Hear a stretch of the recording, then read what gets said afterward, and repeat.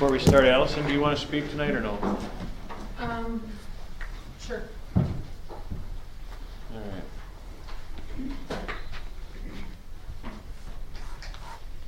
All right, well, then I'll call this meeting to order, and we'll start with the Pledge of Allegiance. The flag's behind us there. I Pledge allegiance to the flag of the United States of America and to the republic for which it stands, one nation, under God, indivisible, with liberty and justice for all. All right, the first item of business tonight is new business, and with the new business, I'll turn it over to Dr. Joshua Ernst. All right. So I'll start us off tonight. I'd just like to start by saying thank you all for coming. I'd like to say thanks to all the parents who have been supportive throughout the past 6 months. I'd also like to thank the staff and the Board of Education for all their hard work and countless hours preparing for this year to begin and for the continual work being done to keep the district open. And lastly, I'd like to thank the students for their response to all the safety measures that have been implemented at the beginning of this year. It hasn't been easy for them, and they're doing a nice job.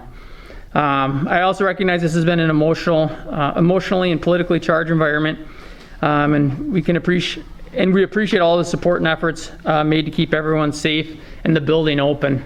Just wanted to share kind of what this meeting is, what this meeting isn't, the parameters of the meeting, and then I'll specifically speak to the face coverings decision, how we got to that decision, why and how we got to that decision. So the purpose of tonight's meeting is just to provide clarity on that decision, but then really to provide clarity on our response to the pandemic as a whole and what the district has implemented.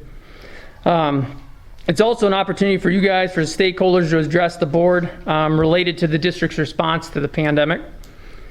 And I'll start off by sharing how we got to this point and the rationale behind the decision-making process, and then I'll pass it over to Board President, Mr. Frenshu, to make some remarks, and then open it up to any board members that would like to speak if they so choose. And then we'll move into the public comments section where we'll allow you guys to address the board.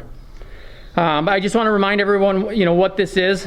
This is a board meeting that happens to take place in the public. So it's not a meeting of the public, but it is a board meeting. So they do reserve the right to restrict any comments that are unrelated to the topic, or any comments that they feel are not to be said in the context of an open meeting session. So just wanted to share that. So we're here tonight, due to the decision, really the decision to make face covering mandatory for students and staff.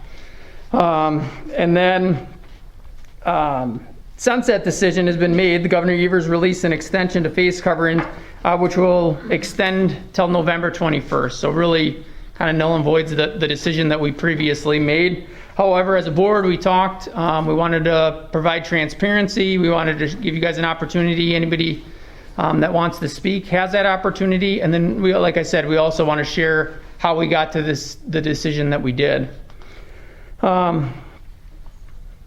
So at this point, all of our decisions thus far have been student focused, and our number one priority remains to be that we have the safety and well-being of all of our students and staff, at the forefront of every decision that we make. And I really want to emphasize that because we may not all agree with the decisions that are being made, but they really are being made in an attempt to keep the students at the forefront. And that's what we want. We want the doors to remain open.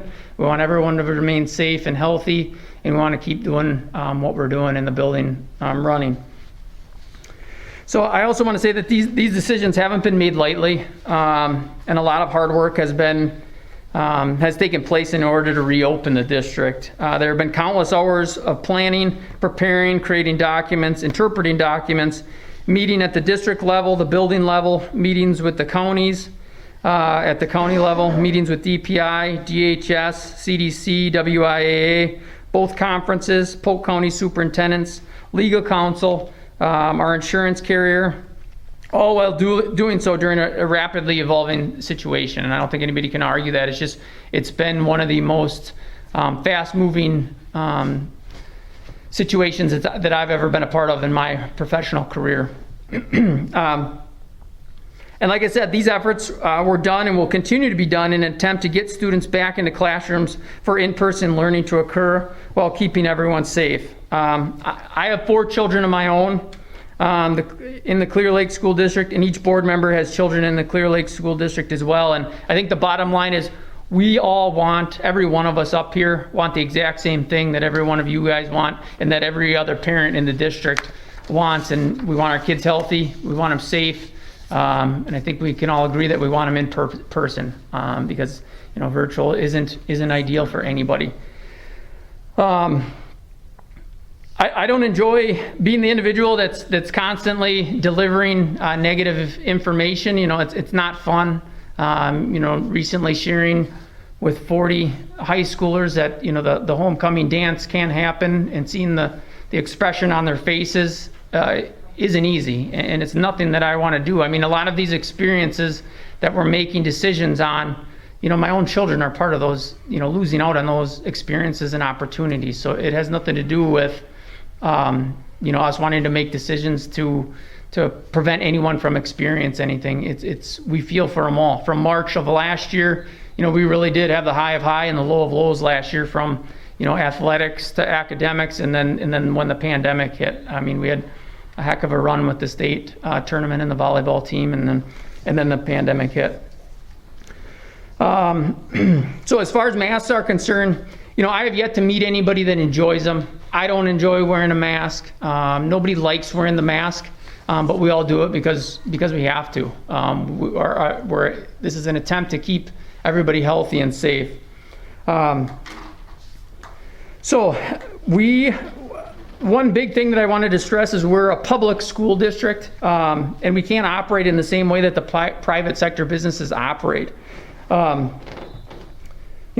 are certain things that we have to do, and as a district, a lot of my meetings, like I talked about before, have been with the local health agencies, the state health agencies, the county, and with that they have a guidance and recommendations that they are giving the district, and if we don't comply with those recommendations and guidance, we run the risk of multiple things. We run the risk of litigation and getting sued for not doing our part and being negligent, and then we run the risk of losing our insurance carrier if we're non-compliant with the guidance and recommendations. So again, like I said, I'm not expecting everyone to like them. I certainly don't like all of the recommendations and guidelines that are out there, but as a public school district, we do it, and a lot of those decisions I know aren't popular, and I recognize that, and that isn't lost on me.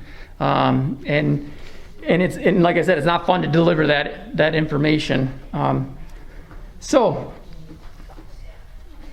like I said, if we don't follow the district's negligent, I also recognize that with these decisions comes frustrations about the decisions, and that I think this is one of the most politically and emotionally charged environments, for sure, that I've ever been a part of, and maybe outside of Act 10, one of the most emotionally, and if not the emotionally and politically charged environments for public education. So I also recognize that each and every one of us, our stress levels, for all of us, we're dealing with our own situations and our own circumstances, and stress levels are high.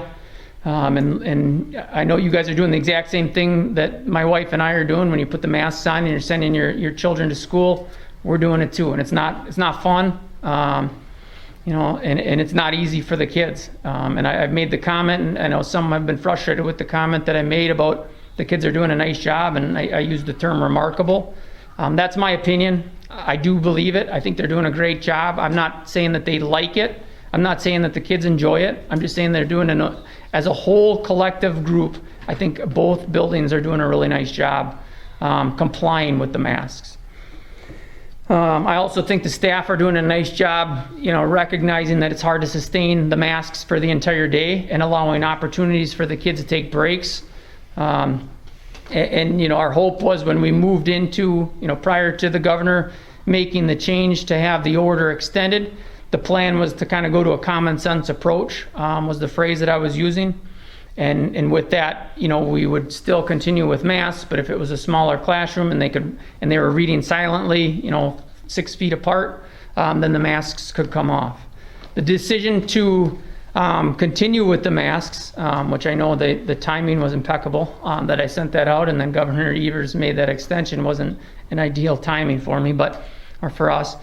But the rationale behind it was the guidance from all levels, the county, the state, and the local guidance was, if you can't sustain 6 feet physical distancing, then masks are recommended. And in all reality, we have 600 plus kids and 100 plus staff members in 2 buildings. So it would be inappropriate for me to say that we're physical distancing, fully at a 6 feet capacity at all times. That's just not happening, and I don't think anybody could make that happen.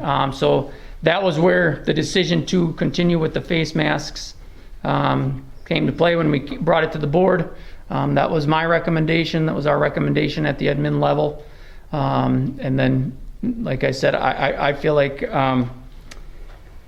with 600 kids in the building and 100 staff, we're doing our best, but we're not maintaining 6 feet. It just isn't possible. So in my opinion, it would be irresponsible to not have recommended masks, because it would be going against the guidance from the county, from the local agency, and from the state agency.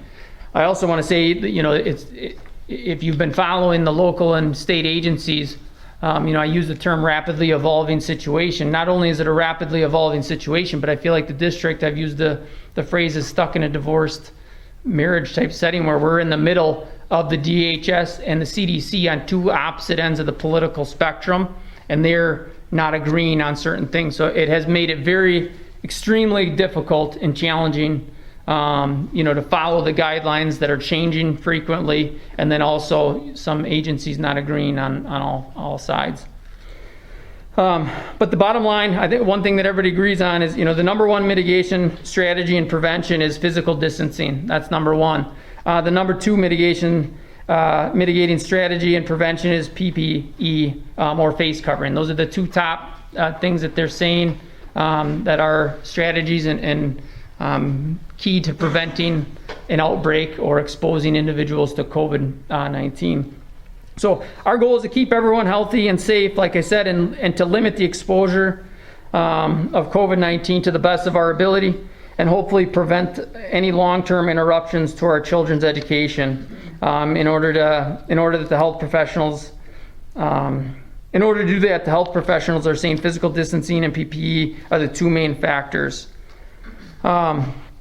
I recognize, like I said, that my decisions and our decisions at the board level, and then my decisions at the district level, a lot of them haven't been popular. However, I ask that you presume positive intent. I ask, every decision that I've made and the board has made, we have made with the students' best interests at the forefront.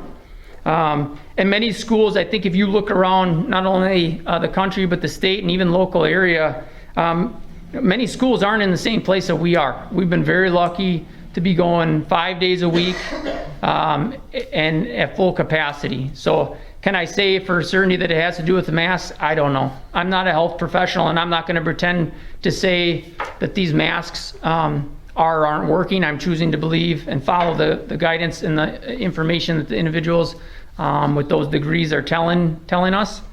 And I think even in our local area, we have one school very, very close to us that isn't running on full capacity from the very beginning. They're not running 5 days a week in school.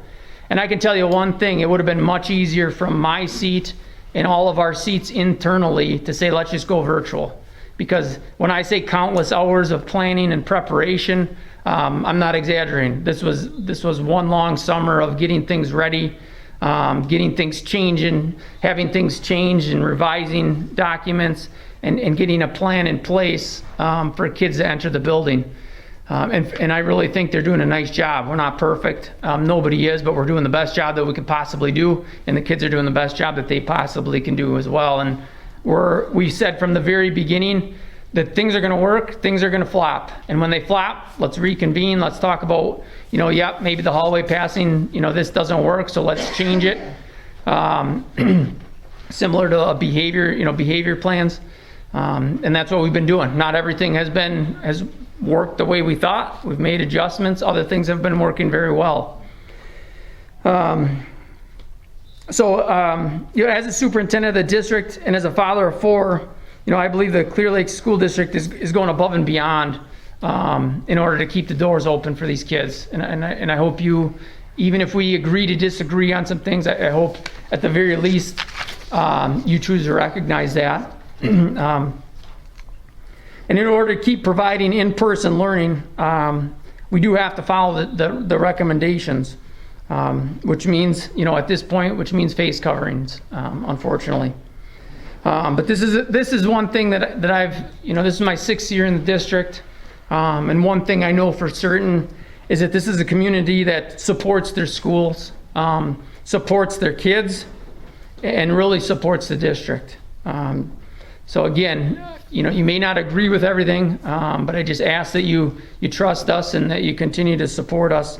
I think the community support is evident when you go to a band concert, a choir concert, a wrestling meet, a basketball game, a volleyball tournament, a cross-country meet, any of the recent state tournaments. I mean, we have representation. We look like a Division I school of blue, royal blue in the crowds when we go down to a state tournament. It's very impressive. And then we have our open house at the elementary has over a 90% parent participation rate, which is unreal. I mean, it really is. So you can say anything about this community, but one thing that you can't say is that it doesn't support the schools and it doesn't support the kids. I had made that comment when I moved here. I think my first year to a colleague in a previous district, and they asked me, why do you think that is? And my response was, I think at the community and then internally at the staff level, we're not looking out for our students, but we're looking out for our own children. And I think that really is, I'm losing my voice, I apologize. But I really think when you look through the hallways and we're implementing things, you look at the staff members that are in the building and the community, when you're at events, and these are our children, they're not our students. And I think that's the key variable to the supportive community. So it's not lost on me that decisions that we've made and that I personally made has caused frustration. I apologize for those frustration, but I can't apologize for the decisions that have been made. I believe that they're the right decisions. I believe that they're in the best interest of the kids. And I think they're in the best interest of the well-being of everyone in the building. So I'm happy. It was a long stretch here, and it's nice to finally hear the squeaking of the shoes and the kids in the hallways and the playgrounds. It's nice to hear the voices again. And the little buggers running around at the elementary. And our main goal is to keep that going and keep that happening. So regardless of if we agree to disagree, I think everybody can agree on one thing is we all have the same goal in mind and we all want the same outcome. So with that said, like I said at the beginning, this is a Board of Education meeting, not a meeting of the public. So I would like to thank the board for providing all the stakeholders with an opportunity to be heard. And I ask, and at this time, then I'll pass it over to Board President Greg Frenshu. Thanks, Dr. Ernst. Before we open up for the public comment and agenda items, I wanted to share a little bit of perspective from me, my own witness of me going through in my own mind this COVID stuff hitting in March. And the reason I want to kind of go through how I've gotten to where I'm at is because I think you guys have all done the same thing. And I want to put it, and hopefully by sharing this with you guys might gain a little compassion for the people that are running the institutions, that are trying to keep our kids safe, who can't make that decision, be incorrect because it might cost a life. This is pretty serious. And the reason I say that is because in my witness and what I've witnessed, I know personally 2 people, friends of mine, who know somebody, I don't know them, but I know people who know somebody that has died from this, 2 people. And I personally know probably 10 people that have had the COVID. And some just have a cold, some are achy for a day and a half. But I had to run one of my employees to the hospital to help him breathe. So I don't know, I feel fortunate that we're in Clear Lake and that we all don't know somebody that's died from this, or that we all don't know somebody that's on oxygen for the rest of their life from the damage that this can cause. But that's my perspective. That's what I know about this, because when this started, I've been on both sides of the fence. I started out scared, thinking, oh boy. Then I thought, oh, this is a hoax, and I've gone back and forth. If you listen to the board meetings, you could hear me going back and forth with the comments that I've made. But here I am today, and I know some people that know people that have died, and like I said, I know people that have had it. So with that being said, my opinion I formed is that we have to protect our kids, we have to protect everybody from this. And that's what these guys are doing. You know, we've had, you know, at these board meetings, these guys didn't have a summer. The administration team, they spent meetings and meetings and meetings and meetings. And every time the goalposts would, the goalposts would change or whatever, and they'd have to, you know, come up with a whole new plan. And these guys work tirelessly, and you know, and I'm not just speaking for myself, but you know, the rest of the board has seen that, and the rest of the teachers have been in meetings. I'm sure that you guys can all attest to the fact that this summer was short. And I'm sure that you people and most of the people in our community also had extra things to take care of through these times. So, you know, like I said, we're lucky. We're in Clear Lake. We haven't had that much direct exposure to it. We've had the freedom to go back and forth without having to go there right away, like the people probably in New York. I don't know. I hope it stays that way. But I just wanted to throw, you know, my little perspective out there. And then I wanted to say something to the character of these guys. I mean, we have kids in the community, and we're all trying to do the best we can. And I think we need to allow our people to make the decisions, even allow them to make a mistake without, you know, beating on a drum and rubbing their face in the mud. The Facebook stuff that's been going on. And then the people that stood up for what they feel is right. I understand all that stuff happens. But I just hope that when we get done with our meeting today, we can all kind of walk out of here informed about, you know, why the decisions are being made the way they are, and to go out of this room helping us do what we need to do, helping us do our jobs. And that is by supporting our community and supporting our elected officials who are trying their best to do their job, and our administration and our teachers who are working tirelessly to do their job through this time. So they got a lot of responsibility on their shoulders, and they have to err on the side of safety. So I ask for patience and compassion for them. So that's my tidbit. Now is the time for public comments on the agenda item of the COVID-19 response face mask.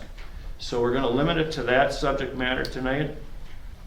Everybody that speaks, it looks like we've got 4 people, and then somebody's going to give a long speech. So 5 minutes a person, and I will invite up first Jennifer Burr. Maybe. Jennifer Burr. I just said maybe, kind of, I've never been to one of these meetings, so I didn't really know how things go, or, I guess one of my biggest concerns is not everybody can wear a mask and have a medical reason, you know, that somebody's gonna sign for. I know myself, the first time that I've worn a mask since all of this started was when I had to come into school for my kids. I have tried it before because you always have your devil's advocates. You know, it's in your head, or, you know, everybody can wear them. And when I leave here tonight, I will have a horrible headache. It's just not something that I can do. And our children are all different too. So, and I had asked Mr. Ernst before the meeting started about the comment in the letter that all of the kids are doing so well with this, and I said, how was that deemed, you know, how did he come up with that comment? And he clarified that it was more that the kids are really doing well with the compliance of it, correct? Is that kind of what you meant? Yep. And yet on the other side of that, how are they really doing? You know, they're complying and they're wearing them, but how are they really doing? You can't tell because you can't see their facial expressions. Many of the kids are not going to come and tell you that they're having problems, because if I say I don't feel good, if I say I'm sick, I can't go to school. You know, I have to be tested for COVID, and then I can't go back to school until that's negative. So emotionally, physically, there are a lot of things that we can't say the kids are doing great, because you really don't know. You know, some of them don't let those things out until they get home. Some of them don't have the meltdowns until they get home. It's not okay. My daughter was in a mask for 13 and a half hours one day last week. It cannot be good for you. I mean, I know how my own kids are after all day, and I know that mine can't be the only ones. So I mean, you know, there's a frustration there that where's their happy medium? I don't think that there is, because your kids need to go to school and they need to have an education, but at what cost? You know, so I mean, I don't know.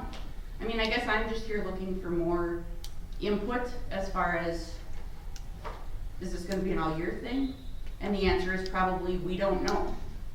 In hindsight, looking at it from the outside in, it probably is. You know, I was against sending my kids back wearing a mask all day because it goes against what I believe in. But talking to the kids, they want to be at school because they want to be in the school environment. They want to be with their friends. They want to be in all of those things. And yet at what cost as a parent am I letting that happen? I had my 10-year-old home for 2 days last week, knowing that if I gave an opening to say, this is what's wrong, the school is going to tell me that he can't come to school until he has a COVID test. I don't give that window open. I simply said, my son's not coming to school, and I left it at that. But had I shared why he was home, somebody would have made it a point that he can't come back to school until he has a COVID test. He didn't have COVID. You know, so because now there's that struggle too. You know, I'm not going to divulge any more information than I have to, because I know what the repercussions of that will be. Do you mind me responding? Go ahead. And I feel for you. I'm a parent, like I said, I'm a parent of 4. I have the same feelings. You know, I've been on the phone every single day. I've called, been on the phone multiple times with the county. You know, the symptom guidelines, you know, you just shake your head with some of them as far as what we are required to do. That was not a district level decision. You know, that's coming from the guidance from above. And I agree with you. It's not, you know, and it certainly isn't easy to navigate. I can tell you that. And none of us, you know, because it's not just me calling parents back. Clearly, you know, you've been on the phone with, you know, secretaries at the elementary, secretaries here, administration here. Those conversations aren't fun, you know, and Almost every single one called the county and said, here's the situation. Do we have to send the student home? Do we have to send the staff member home? Yes or no? How does that work? How long do they have to be? The term that they use is excluded, and then the county uses the term quarantine. Like those documents that I sent to all family. I mean, you really had to sit down, and it took a while to even interpret, some of those documents. So I hear what you're saying, and I hope you recognize it. I have the same feelings that you're feeling as far as the symptoms.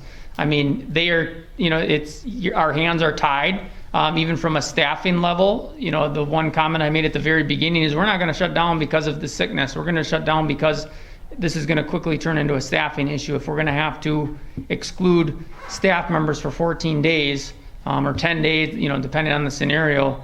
And then your comment with the masks, we talked about that at the beginning of the year, so that we recognize the social emotional piece of this whole thing.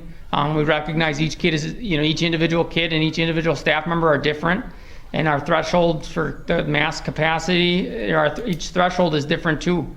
We're doing our best in the classrooms, especially at the elementary, where they are still struggling to advocate for themselves at the elementary, and not, some of them not as vocal. Making sure that we're doing that as well. So I hear what you're saying, and a lot of your concerns are the same concerns that I have for my 4 children. I don't have an answer as far as how long this is going to last. My main point, kind of in tonight, or my main hope that everyone would leave from this is that the recommendations, even though yes, the board made a decision, yes, I made a recommendation. It was based on the fact that we have to be compliant with the guidance and recommendations from the health agencies. So, one other piece, we talked about the mask piece as well, and that's why we, quickly put together the virtual learning opportunity on the platform for students that either couldn't wear the masks or parents weren't comfortable sending them with the masks. I know that's not ideal setting for everyone. However, it is an option, and we wanted to make sure that we had options available. I also want to make sure that everyone's aware as far as the mask exemptions. Any mask exemption that has been given to us by a pediatrician or a family practitioner, we honor those and have honored those, haven't denied any of those. So, we would never deny a family practitioner or a pediatrician recommendation to not wear the mask. So there are some scenarios where we do have a small number of students that aren't wearing the masks. Okay. And thank you, Jennifer. Now the next person here on our list is Stacy Wagner.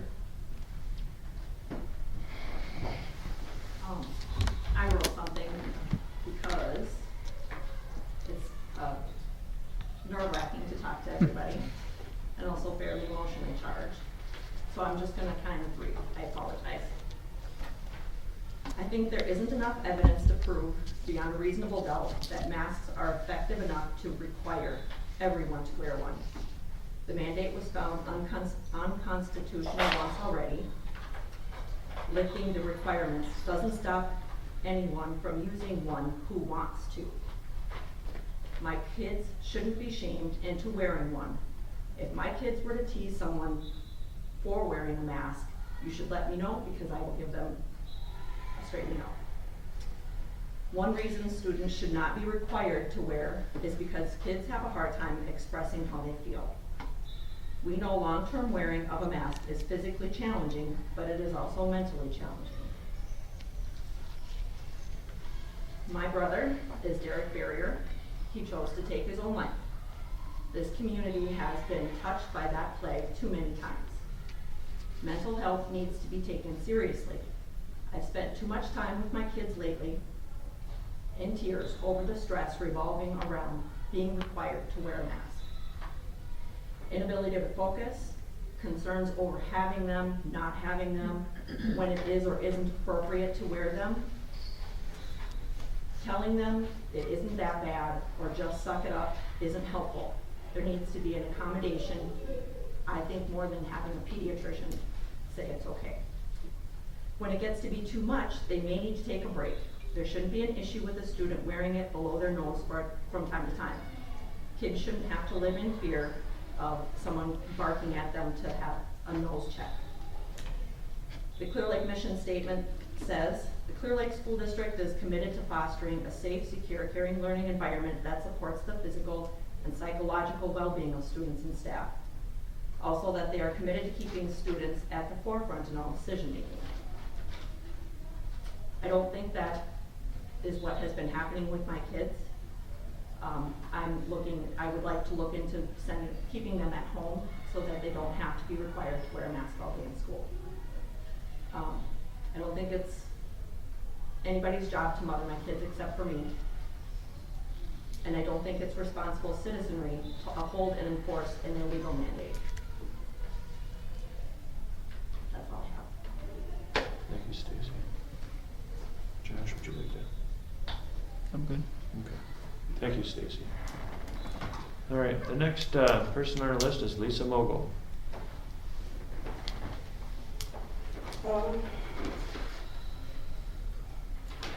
Trying to for the past 2.5 weeks.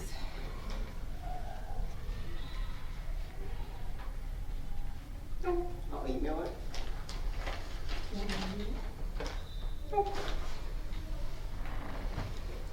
Okay, and the next person we have is Nikki Sunday. I also wrote something because I know I'm not supposed to take this off, but I can't breathe and talk. This is super emotional for all of us. I think I feel so bad for you guys. You know, I'm fortunate. My kids are doing all right. I know that's so not the case for so many people, and I feel awful for them.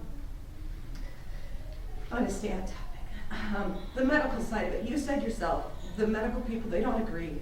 How many tests do we hear about that people got false negatives? How many, I know so many, Greg, I have so much more. I feel like you should know so many more people than I do, but apparently I know way more people that have had COVID or experience with COVID. They have a big family down in Illinois who's had serious exposure to COVID. They have very elderly, very sick people, and nobody died. They had a lot of exposure, and they had people who were sick with COVID in houses full of people, and none of them got it. I mean, I've seen so many circumstances where COVID was present, and it doesn't spread like wildfire, like the media wants us all to believe. You can't watch mainstream media and assume you're getting the truth anymore. I believe the media's job is to personally keep us scared and locked up at home. I don't know if it's political, I can't tell you what their motives are to it, but I can tell you that there are so many reports out there of false test results, people getting positive test results who never even got a test. You know, there's so many things with numbers that aren't adding up. And you said yourself, the institutions can't even agree anymore. So I think for the school to put in place, at this point it doesn't matter. The state's gonna do what the state's gonna do, and you follow suit like a mindless drone because we are a public school and that is what we have to do. But if the mandate's not there, why are we doing that? If the mandate goes away and the health officials are now saying you don't have to, why are we doing that? You know, my daughter, my daughter said something to me the other day about my son saying something to a girl, and she told her, you know, you were hurting her feelings. And Josh said, how do you know? She said, I could see it in her face. She happened to see a girl who didn't have a face mask on. Now, how are you gonna know that if that child is wearing, you cut off so much social connection with people when you put a face mask on. It's our identity, it's who we are, it says so much about us, how we feel, you know. To put us into a society we are teaching our children to disconnect, to cut off, is gonna put us in a society of egocentric chaos, worse than we already are today. I mean, I think we need to be teaching our kids to recognize feelings, to connect with people, and care for one another. Not stay away and cut off and keep to yourself. I think that's gonna put our society way back, way back. You know, I think there's so many reasons you watch, you know, I kind of just watch people sitting in here as we all do this. We're touching our masks, we're readjusting our masks, we go back to doing whatever we're doing. that's having an adverse effect on germ containment. I can't help but touch my face when I have to put a mask on. I would touch my face a lot less if I didn't have to wear one. Personally, I don't wear one unless I absolutely have to. I just said, I can't breathe. I can't get a medical excuse to not wear one, but I put one on and I can hardly breathe. I don't have asthma. I don't have a diagnosed problem. I just suffer because I have to. Because if I want to watch my kid participate, if I want to be a part of life, I have to. You know, we've become so afraid of dying, we're forgetting to live. We cannot live in so much fear that there's just no point to it. I just think that, like I said, at this point, the school's mandate doesn't matter because the state does what the state does. It's my hope that the Supreme Court again throws it out and we uphold the Constitution. I just don't think that the school should mandate it. If the teachers, the students want to wear masks, I think that it's all for them and they should be more than welcome to do so, but I do not think it should be a requirement for anybody. Thanks, Nikki. Do you have anything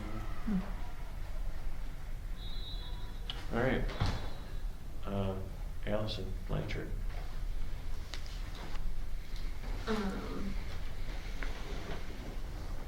I just wanted to speak this evening to give my thanks and encouragement to our board, faculty, and admin. I'm grateful for the time that you've put in, and though I, of all people, completely don't agree, I've never had to wear a mask at school or at work. And most of you probably know, I'm emotionally charged too. I was the one that had to go tell the basketball team they didn't get to play. I had to knock on those doors. So I get it. But I understand your decision was carefully done after you received all the info from state and local officials and taking all sides and options into consideration. I personally have been in charge of many groups before myself, and I cannot believe how much you have had to deal with. I've been dealing with Polk County, and I helped put out the rules and regulations for our county, and those are the things that you are now having to follow. We helped assimilate that information, and we said the same thing. This is crazy, but we know we have to follow these rules, and so will the schools and other businesses, but it's what we had to do. The rules that the teachers have to uphold and follow through every day, and the real resilience in doing so while keeping our school, town, and community top of mind. I especially want to thank you and show support for you protecting our families, our kids, and our town. And I recognize that you've done so, all while spending multiple days and hours away from your family while I stayed at home with mine. At the end of the day, decisions absolutely have to be made. And you guys have to deal with the repercussions. I and many others who didn't want to, didn't want the repercussions for themselves, so they called me, sent me messages. We want you to understand that we 100% stand behind you and trust your decisions.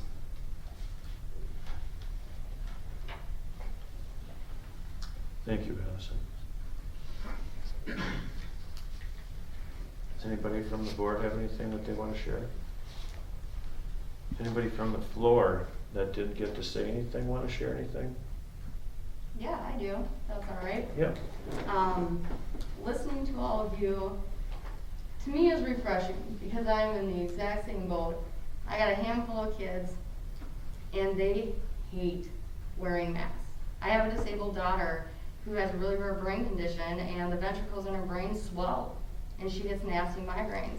One happened the other day, and she was too afraid to go to the nurse to tell her because she was afraid she was going to get sent home and not be able to come back for a while because of COVID. That's devastating to me because then she gets home and I have to pay the price for that because granted there's nothing I can do. I can't make her better, but to know that she's too afraid to go and have, the office call me saying, hey, come and get her. That really bothers me. I have an 8-year-old child, very outgoing. And he said, Mom, I gotta talk to you. All right, what's going on, dude? And he's like, I don't trust anybody anymore. And I said, why not? He's like, because I can't tell if they're smiling, laughing, nothing. He's like, I can't trust my friends because I can't even sit by them anymore. He's like, I feel alone, I feel isolated. And I was like, well, do you want to be homeschooled or do you want to continue going to school? I want to continue going to school because that's the only chance that I get to get out and see my friends. All right, that's fine. Not a problem, I encourage them. I'm not gonna lie, I don't wear a mask anywhere I go unless I absolutely have to. I farm for a living and the last thing I want to do after sweating my butt off is go into a store and have to wear a mask, especially when I'm digging in hay or bedding or something. You get all that junk up in you, believe me, I don't want to. Another thing is allergy season is here, whether anybody wants to admit it or not. My daughter has them pretty bad. She's afraid to even try and cough in school. She's like, I pray to God, Mom, every day I don't have to sneeze. You know, and that's sad. You know, unfortunately, I know I have the mandate. A mandate is not a law. What he is doing is massively illegal. You know, it takes away our rights. It definitely is against the Constitution. And yet people abide by it. You know, they're followers because they're too afraid to put their feet in concrete and say, hey, this ain't right. And don't get me wrong, I completely respect the individuals that feel like, you know, masks are good. Hey, this is gonna, you know, save one person or another. But at the same time, other people should have an understanding as to why parents don't want their kids to wear a mask, or, you know, why the kids just say, hey, I don't want him. You know, I'm not sick, why should I? They should have that option. They do have a voice, and the only voice that gets heard is through us, because we are their advocates. And if somebody does not say something or stick their feet down for them, nobody else will. And I know that everybody, you know, is saying stuff tonight, and I know I can't say 100% fact, but I'm pretty confident that you guys aren't going to change anything regarding this. But I hope through all of this that you guys have an understanding that these kids are already struggling socially. Technology has taken over so much, and the only social, like, communication that they have is at, like, school or sports. And wearing a mask, you can't see their expressions. Like, I couldn't imagine, you know, working a full-time, like, office job or something and cracking a joke and not being able to see that person crack a smile. I probably hasn't cracked one in a really long time. It would bother me. But at the same time, they're stripping a child's individuality. That's exactly what they're doing. They're trying to keep everybody quiet and, you know, segregated, and that's not okay. You know, I wanted my kids to grow up being kids, you know, playing, running, skipping, jumping, you know, running around chasing each other with sticks. And now they can't even be close to each other. And a matter of fact, I just heard the other day that a kid, under his mask, launched a really good spitball at another kid in the classroom. And believe me, okay, I did it as a kid, I'm not gonna lie, I'm sure many of you guys did. But kids are gonna be kids. I don't care who you are. You know, one of my really good friends sent her kid to school with 2 different masks. He came home with one, and it was not his. You know, I mean, kids are gonna be kids, you guys. They should have rights and let their voice be heard. They shouldn't be forced to wear a mask. And hand sanitizer and stuff is a great thing. Soap and water is actually better. But you know what? I think safety precautions like that are more effective than wearing a mask. I personally know people that have had to wear masks all day. One of them had just a simple cold. And it kind of got better, got worse. He went to the doctor and he didn't test positive for COVID, but because he wore a mask every day, and it was a different mask, and he just had like a little bit of a cough, he ended up getting scarring on his lungs due to lesions that were caused by it. There's a lot of bacteria that goes into wearing a mask, and it's actually recommended that people change them every 2 to 4 hours due to the amount of bacteria that builds up within them. I mean, what parent is gonna send a new mask, like 5 masks to school with every kid? That's just not feasible. You know, and I'm not one to homeschool. Like if it comes to like veterinarian stuff or medical stuff, I got that hands down, and with math, I'm good with numbers. But when it comes to the other stuff, I wasn't born to be a school teacher. My kids are more than enough. I couldn't imagine handling more kids, teaching them. kudos goes out to all the teachers. But somewhere in here, when everything struck down and our kids were homeschooled, it took a hard hit on everybody in society, financially, mentally, emotionally. And I still see those effects within my children. And it bothers me. And like I said, the one person that's gonna be an advocate for a child is their parents. And if nobody says something, what's the point? What's the point of trying to comfort your kid and saying, it's gonna be okay? I don't tell my kids it's gonna be okay. I tell them, it's not okay. It is not okay. And if you disagree with it, tell somebody. It's okay to disagree. It's not okay to just agree and go with the flow all the time. It leads to bad things. In 1919, they had a situation like this as well with the mask. It turned out to be horrible.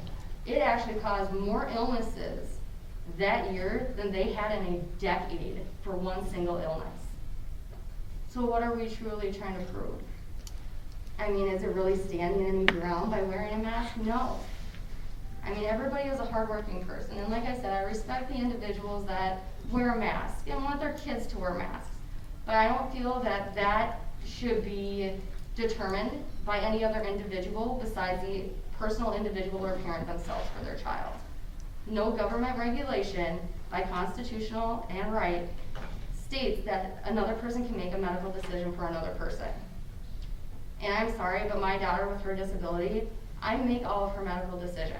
I give her, as much say as she can, but I will be darned if she is so afraid and somebody tell her, you're gonna be sent home, you are gonna be tested for COVID, and you can't return to school until otherwise. I don't know about you, but I'm on the road most of the time for my job. I haul livestock. Okay, it's hard for me to be home. And granted, I do anything for my kids, but let me tell you something, I don't have 2 weeks to sit and wait for a test to come back or whatever, just to find out my kid isn't sick. She's got a headache, she's got, allergies or whatever, and I'm sure a lot of parents can understand that. At least I hope they do. But somewhere in here, kids should have that option. You go to a restaurant and it says recommended. And you go into other buildings and it says required, but it's a recommendation. People can't question you as to why you want to wear, or why you're wearing a mask or not. It's against HIPAA. Everybody's right. The CDC and other government officials disagree with each other. It's a contradiction no matter what. But in the meantime, everybody else is suffering. And the kids are suffering the worst. Us adults, we can handle it. Mentally, we can hang in there. But somewhere in the meantime, our kids need that boost. And if we're not okay, they're not okay. And I always tell my kids, if I ain't scared, you don't be scared. But when it comes to stuff like this, if we don't tell and teach our kids, hey, reach out, talk. If something's not right, tell somebody. And it has so many kids scared to reach out and tell anybody anything anymore. And like I said, here my 8-year-old, who's like the most outgoing kid in the world, tell me that he trusts nobody anymore, that's a statement in itself. And I can guarantee you that other kids would tell you the same thing. Doesn't matter how old they are, I guarantee you they will tell you that they have lost trust in many people by having to wear a mask all the time. That's why I don't wear one. That's why I do not push my kids to wear one. If they want to, I get it. Not gonna come down for it. Not gonna bully them.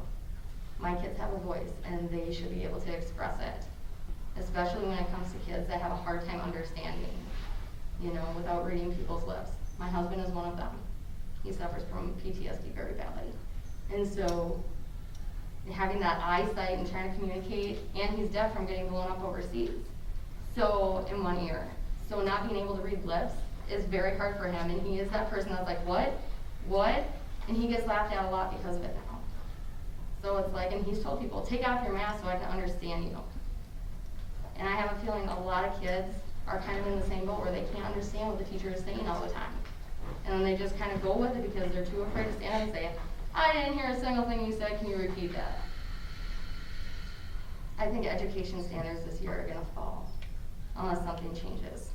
I think grades are gonna suffer, I think kids are gonna continue to suffer, and I'm not trying to be a negative Nancy, but it's a fact. If there is no communication, if individuality is continuously being stripped, it's only gonna get worse. kids are gonna shut down, they're gonna seclude themselves, and when they come home and the parent asks, hey, how was your day, they're just gonna say fine. And that's what it's gonna come to. We gotta encourage our kids to stand up and do what's right. And unfortunately, I think, doesn't matter if it's a school district or not, those children should have their own voice. If they don't wanna wear it, I don't feel that they should have to. If the parent says, hey, you're going to wear a mask, more power to them. But I will not encourage my kid to wear a mask if they do not want to. I will not. In fact, my son is not playing sports this year because of it. And that crushes him. That's all I have. Thank you. Thank you. I do want to say just one thing, just so I hope our message is clear that this is, you know, the decisions that we're making here, there's no political, you know, they're not politically driven. They really are just based off of the recommendations and the guidance that we have to do. And I know there's the common theme of they're just recommendations, but they're recommendations for a private sector and private businesses, but they're not just considered recommendations for the public sector. Like I said, we run the risk of litigation and we run the risk of getting shut down due to loss of insurance carrier.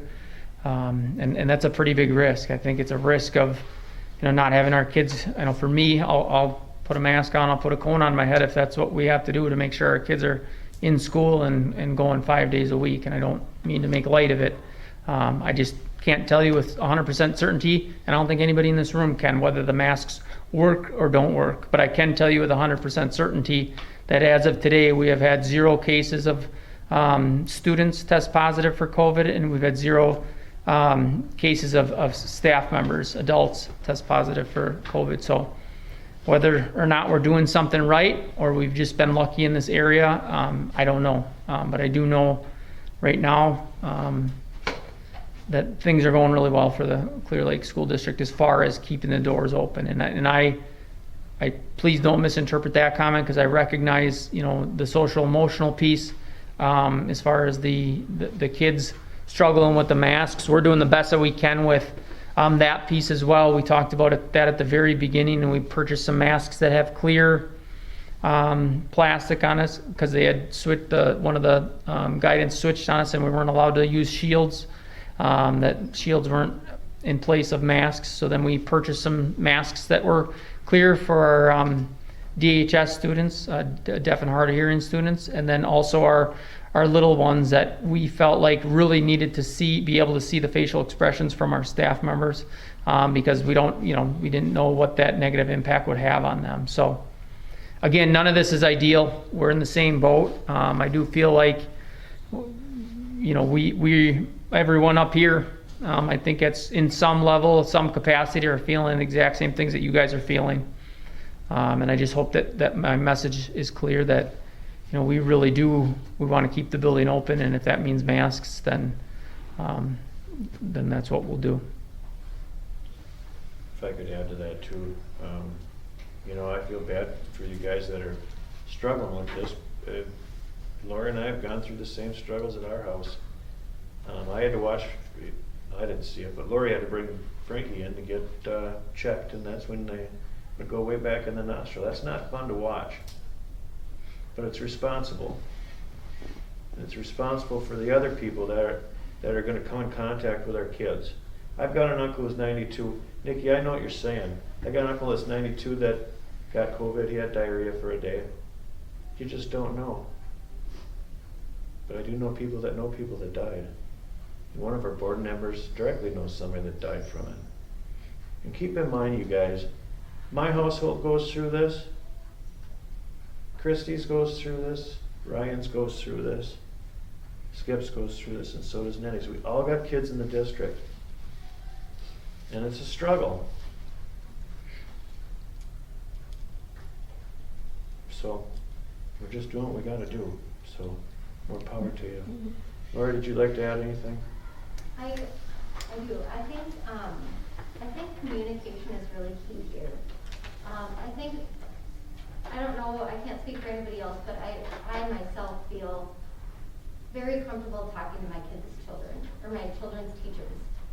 So if you feel like your child is maybe having a rough time, or struggling a little bit, or has come home with headaches, or whatever, I encourage you to reach out to their teacher and let them know that this is going on.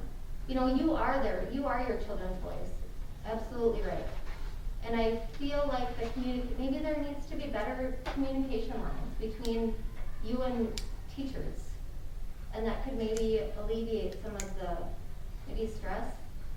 Not saying it's gonna make it any easier wearing masks or anything, but I feel like communication in these uncharted waters for all of us is really, really, really important right now. And we have to cut everybody grace because we don't know what's gonna happen from day to day.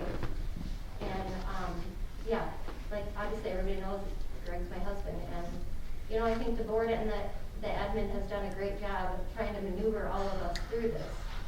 So thank you. But yeah, communication I feel like is an extremely important thing right now. So that's all I have to say. Thank you. Does anybody want to add anything before we conclude? Well, I just want to say that, I think you guys, you go through a lot, and I wouldn't want to be put in your shoes. I get it. I'm an employer, so I'm dealing with 2 health departments daily. I have to require my employees to wear masks. The concern I have is I'm a senior mom. It's hard. I watch my football player. He would never admit it, but last week, coming off the scrimmage, not being able to stop and take pictures. It's hard emotionally for these kids. I guess my question and concern is, you know, he's playing every game like it's gonna be his last one because we don't know what next week's gonna bring.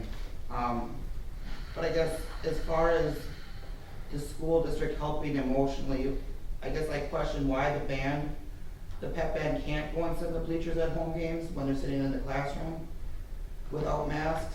Their instruments have masks, and maybe I'm not getting the whole story from Zoe. I guess I don't understand it. I haven't talked to the band director, it's just a question I've had.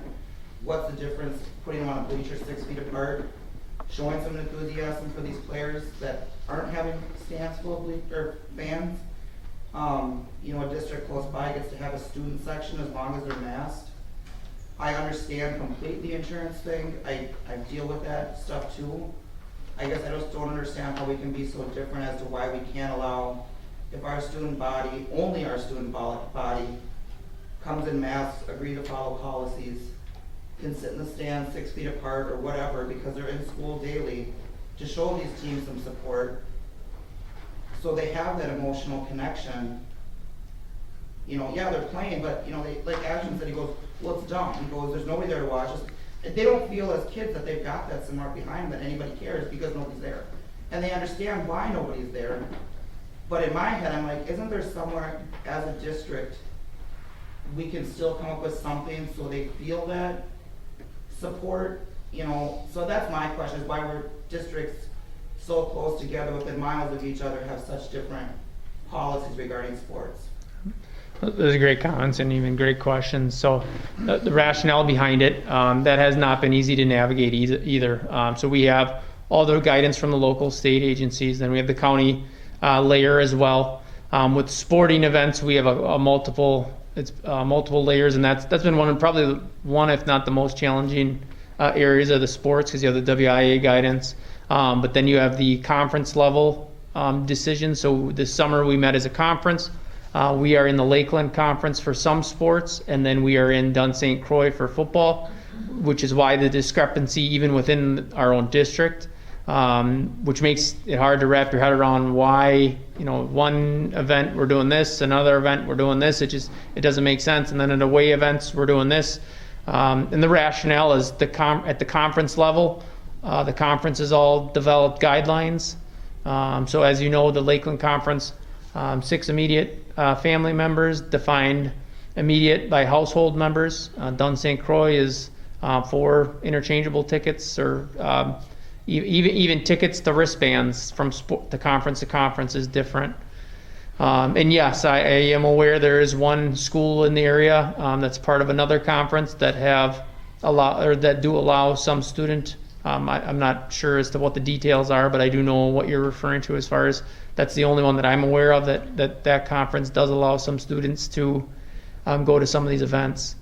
And please know, I mean, the last thing I want to be is that guy that says grandma and grandpa can't come. I mean, that my own kid's grandmother couldn't go to a meet tonight because of these regulations. So I'm being impacted just as much as you guys. I hope you know that. And I said that comment, in the beginning of this is the most supportive community I've ever witnessed and been a part of, and that's the truth. And that's been very difficult internally when we've talked about, you watch a basketball game or a volleyball meet or a concert, especially during pie night when we had pies. We packed the house, and it's for good reason. I mean, our community supports our kids, so to be in that position where those decisions are being made is extremely difficult for me, and that's not lost on me either. I mean, the last thing I want to be is a barrier to allowing seniors to experience a senior year the way they deserve. And I know this senior year isn't going to be a senior year that they deserve. And we're doing our best to think outside the box, with homecoming, where Mr. Crawford has just done an extraordinary job, meeting with the kids after, I came in and delivered the horrible news that we're not having a dance, and, challenge the kids to say, hey, these are the parameters, what can we do? That certain number of kids can go and they're decorating hallways. Like, we're doing the best that we can to make this year, a positive experience for the kids, and I feel for you. I know, like I said, I wish we could have a stadium packed and everybody cheering for our kids and have concerts that aren't streamed, and so I do. I think it's the right decision, but I apologize that it's impacting you just like it's impacting me, and it's impacting the bottom line. It's negatively impacting our kids, and we all know that. It's not ideal in any way, shape, or form. But what we want to do is make sure that everybody's healthy, and if we all get compromised along the way and everybody stays healthy and we get through this, then I still think it's the right decision. I mean, I'm going on hour 13 with this mask on, and it's not easy. It's not fun, and I think kids are it's even more difficult for the kids. They're running around and they're hot. I mean, you see kids come off the playground and half the time they're stinky and sticky and, rosy cheeked, and then they put their masks on. And so I couldn't ask for a better group of people too, as our teachers, to be monitoring that. But I would echo what, Lori said. If you do have individual concerns, because we're not going to pretend to know everything in every circumstance and every situation, please, I encourage you to communicate with your teachers individually. And if that means setting up, specific mask breaks for your son or daughter, we're doing our best to be extremely flexible through all this and make sure that we aren't keeping kids healthy and compromising the social emotional piece of it and doing the exact opposite of what we want. But what we can't do is just not follow the recommendations, because then most likely we'll be shut down, and then we won't be here and we won't even be able to have this conversation, which would be very unfortunate. And I know I'd rather have my 4 kids in the district with things that aren't fun, things that in place that they don't like, things that I don't like. Maybe not everything I agree with, maybe not everything they agree with or like, but if it means keeping them 5 days a week in the building, that's my stance on it. And I do think we've talked about even us choosing, and it really, in my opinion, this isn't even though the board level decided, this isn't a board level decision. This isn't as the superintendent, district level decision. If we don't do it, we won't be here. I really believe that. Can I say that with 100% certainty? No, and I'm not going to pretend to know whether or not that would be the case, but I can say with confidence that would be very likely. And I don't know what the percentage would be, but if we didn't comply with the guidance and the recommendations, the odds are we would not be here in person. And I think we're very, very lucky. I don't want to be misquoted here, but the Madison school area, they're all virtual and they're not doing sports. I mean, we haven't had a case yet. We're 5 days a week. I'm shocked that we are having volleyball, that we're having football, that we're having cross country. Yeah, my oldest is in one of those sports, and yet, she has to put a mask on before the event, and even during the event tonight, because of the school districts. Each school district is able to put more restrictive requirements on. So in this case, she's in cross country, and they decided to have the masks on for the 100 yards while they were running, and then she got to take it off. So every school is a little bit different too, and even, in my meetings this summer, we tried to align with the Polk County schools. And even with that, everything's a little bit different, but for the most part, everybody's in the same boat as far as districts, and wanted to comply and do our best to make sure that our doors remain open. This is Allison's fault. You helped set these guidelines, Allison. I did. Yeah, I remember the days when if you had a headache, you could go to the office and get some aspirin from the principal or the secretary. Those days are... We'll get through this. Does anybody have anything they want to add? One on the back there. Hi, I'm Ms. Watson. I'm still kind of new to the district, so I don't know all of you. And I apologize if I come in late. I was setting up for another event. But I wanted to share from a teacher perspective, because I will tell you that it double sucks for us. And with all due respect to our board and our administration, I'm with your kids all the time. So I know they tell me how much they hate it, and I get it. But I wanted to share something really cool. Your kids are so resilient. Your kids are so creative. Your kids have figured out, as much as it sucks, how to still learn and how to still learn differently. I see it every day, and they'll tell me at the beginning of class, Ms. Watson, I just want to take this mask off. But then I'm like, all right, well, we're going to do this, and you're going to have to do it with the mask on, and you're going to have to do it as far apart from your friends as possible. But we're going to figure out how to do it together. And they do it. And you guys, we're teaching them something that there's no other way we can teach them how to deal with hard things. Because I think as adults, we all know, especially with jobs, there are times that we have to do things we don't like. We have to wear uniforms, or we have to comply with rules at jobs that we don't like. And I'm not going to sit here and tell you that I like the masks. Okay, won't tell you that I agree with them. But we all have to do things we don't like. And I think that our kids are starting to figure that out, and how to be the best they can be within a really sucky situation. And they're doing some really cool things. For those of you that have littles, I'm sorry, I'm here in the high school, so I'm seeing the big kids, and I hear the big kid complaints, but they're doing well. It's not perfect. They're doing some really cool things. So trust them a little bit, and let them have that voice and be their voice. But let them figure out how to navigate something really hard too, and see how many amazing things that they can accomplish, because they're doing good. Can I speak to that? Yeah. I appreciate all that you do, and I do think most kids are super resilient.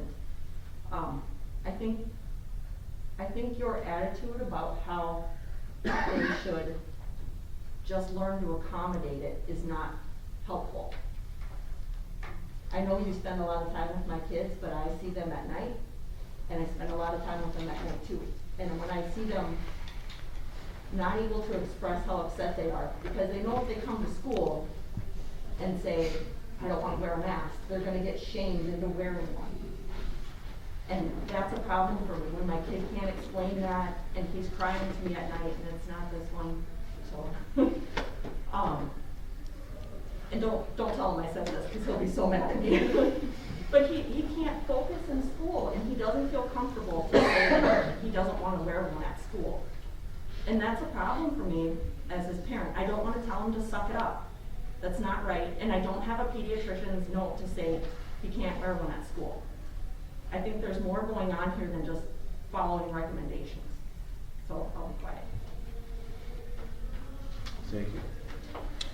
Okay, with that, then we're going to conclude the public comment section, move on to our next section of our meeting, which are the superintendent notes. Mr. Joshua Ernst. Yes, and I'll keep this short. I just want to thank you guys all for coming. I think if I could say, one thing that you remember, I really hope that that you recognize the bottom line is that we all want the same thing. Like, we are in this together. We all do want the same thing. I think we can agree to disagree on certain things. I won't pretend to say every decision that I make is great decision. I make mistakes too. I'm human. But I can say with confidence that every decision that I make and that the board makes and that admin team makes is not taken lightly, and we try to make it in the best interest of the kids. And like I said at the very beginning, these aren't our students, these are our children. And I think that's the key variable to a successful district that we have with Clear Lake. I think it really is. I think it's evident when you go through the hallways that these are our children and they're not our students. And we want what's best for them. And I apologize if some of these decisions have compromised you and that you feel like, or that you've had frustration with them. And I feel for many of the comments that were said. And I know each individual student is dealing with this differently. We recognize the social emotional piece of this, and I ask that you just communicate with your teachers, the counselor, if there are individual issues. And by no means are we, telling kids to just suck it up. I really hope that you know that we want what's best for the kids, and if there are issues that we are unaware of, and you make us aware, we'll do our best to make sure that they have breaks and that we accommodate as best as we can. And obviously we can't say that the kids can't wear the masks because we're requiring them unless there's a pediatrician's note or a family practitioner, but we can make it so that a specific situation, your son or daughter has breaks within the setting of their classroom, and we can work through that. Much easier to do at the elementary than it is at the high school, because they're kind of, with that classroom almost all day long for the most part. In this building, there's a lot more transition, so there'd be more communication that was needed. But I do want you to know that we are trying to be as flexible as we can. Obviously, we're holding kids accountable, inside the building, and making sure that they're wearing them, just like staff members are. We're all on the same page with that. But if there's individual circumstances that we need to know about, please let us know. And then also, like I said, there's, we did set up the virtual learning option, which I know isn't ideal for every family structure, but it is an option if this is just too much for some individuals. The virtual learning option has been going really well. It started off a little rough and took a lot of time to get that plane off the ground, and there was a little turbulence along the way, but it's up in the air now and going. And I mean, even to get a virtual learning school going and 10% of our population into that was a feat in itself. And our staff did a really nice job getting that going and getting kids signed up for the right classes. And now, like I said, we have about 10% of the population in that setting. So again, I appreciate where you're coming from. And every decision that we make it's not politically driven. That we are trying to do our best to make sure that make a decision in the best interest of all of our kids. So with that said, any board members have anything to say? Seeing none, then I'll entertain a motion. Move to adjourn. Second. It's been properly moved and second that we adjourn. All in favor, signify by saying aye. Aye. All opposed? Motion passes. We are adjourned. Thanks, you guys. Thank you all for coming. Thank you.